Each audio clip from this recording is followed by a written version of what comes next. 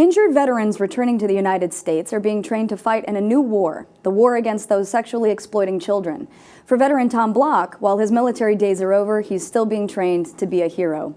So this program is called the Human Exploitation Rescue Operative, and it works in conjunction with Homeland Security investigations. It's a program designed basically to train ill or injured veterans in computer forensic analysis so that they can track online child predators.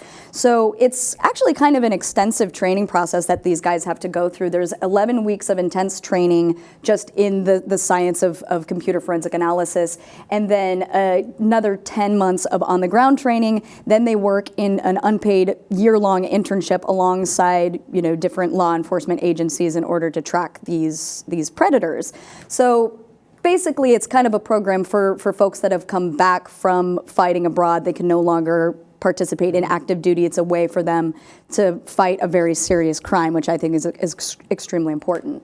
Yeah, no, that's very true. And like you said, active duty. They can't be police officers, for example, if they're too injured coming back from war. And I think services like this are so important. I mean, it wins on two different fronts. First off, you're engaging them, you're putting them back into society. They don't feel like they just went, fought for their country, and then are neglected and have absolutely nothing to do, and then just sit around and think about how injured they are. Yeah. Number two, we're combating child predators. So at the same time, you're kind of, killing two birds with one stone. And I think this kinds of stuff is very, very important. Exactly. I mean, I have a number of different feelings about this story. I mean, I think it's obviously disgusting and disheartening to me that there is such a market for child pornography that we even need people to combat it in this way.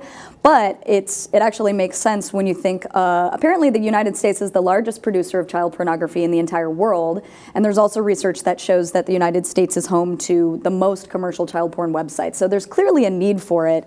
So as much as I wish that wasn't the case, I think bringing these folks into this process is very important. So because especially for soldiers like Block, when they return from fighting, they kind of go through this existential crisis, right? You have this identity of being a soldier. I am a fighter. And then, for example, Tom Block, he was injured by a suicide bomber. So he lost vision in his eye.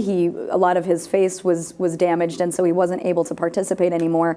But at least according to Tom Block, he says, quote, "It's horrible, but that's my motivation, that's my drive to get after these guys, get them off the internet, and hopefully I can get to them before they get to another child." So there's still this sense that even if it's from behind a computer screen, he's still fighting a war.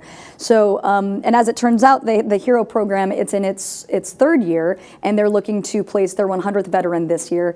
And just to give you a little bit of perspective, once embedded in a law enforcement agency, just one of these heroes can stop or prevent the exploitation of as many as 50 children.